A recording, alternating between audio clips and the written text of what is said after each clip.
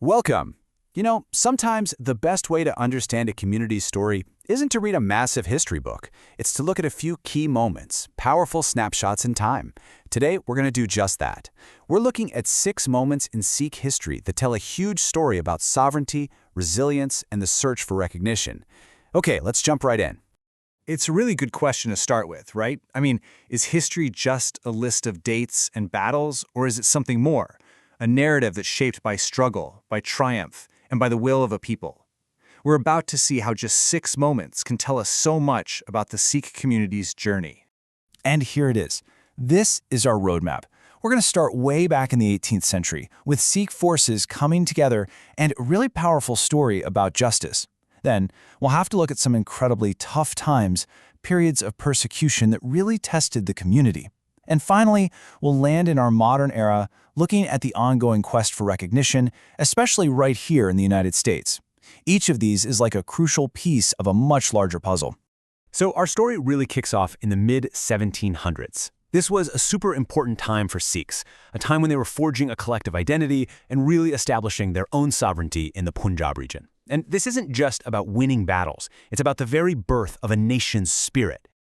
Okay, so the key word here is unification. You have to remember, before this point, Sikh forces were split into different groups, kind of like confederacies that often did their own thing. But in 1754, they made a huge decision to come together, to unite under one leader, Jassa Singh Ahluwalia.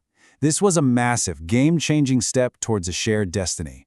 And if you want to feel the power of that moment, it's all captured in this one title, Sultan al-Quam, King of the Nation. I mean, wow. And this wasn't just some fancy nickname. It was given to him at the Akal Takht, which is the highest seat of Sikh authority.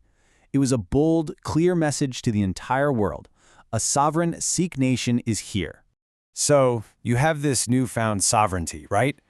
Well, it gets put to the test almost immediately. Just a few years later, in 1763, a Brahmin man from a city called Kasur comes to the Sikhs with a desperate plea for help. His wife had been kidnapped by the local ruler, the Nawab. And you know what? This plea for justice did not fall on deaf ears. The unified Sikh forces, known as the Khalsa Panth, didn't see this as someone else's problem.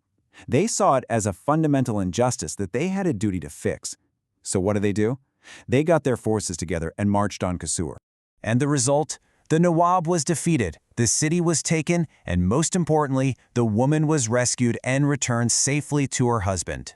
This one event shows you everything about a core principle in action, the commitment to protect anyone who is defenseless and to stand up for justice no matter who it's for.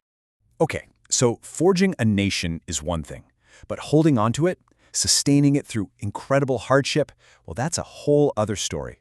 The next couple of centuries would bring some really profound tests of faith and endurance, and that brings us to the next chapter. It's really striking when you put these 2 moments side by side, separated by more than 150 years, but so deeply connected. In 1762, the Golden Temple, the holiest shrine in Sikhism, was attacked by a foreign invader. Then, in 1919, in that exact same city, Amritsar, British colonial troops opened fire and massacred hundreds of unarmed civilians. Both were devastating attacks on the very heart of the Sikh community, one on its spiritual soul, the other on its people.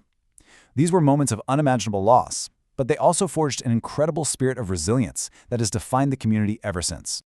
All right, so from these intense trials in Punjab, we're going to jump across the globe and fast forward to our modern era. The struggle for identity is still going on, but now it looks a little different. For Sikhs in the United States, it's become a peaceful but determined effort to gain recognition and just help people understand who they are and their rich heritage. I mean, just look at this progression here. Back in 1973, California took a really important step, officially recognizing Sikhism as its own distinct religion. That was huge for a community that was, and still is, often misunderstood.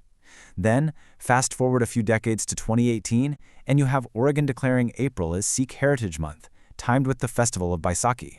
And make no mistake, this isn't just a West Coast thing. This movement for recognition is picking up steam all across the country. States like Indiana, Delaware, New Jersey, they've all taken steps to formally honor the contributions and the heritage of their Sikh neighbors. It really signals a major shift towards greater understanding and inclusion in America. So we end up right back where we started, with the question.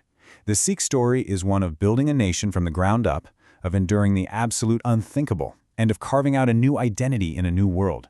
It's a story of both sovereignty and struggle. So the real question for today is, how do those two powerful legacies, intertwined as they are, shape what comes next?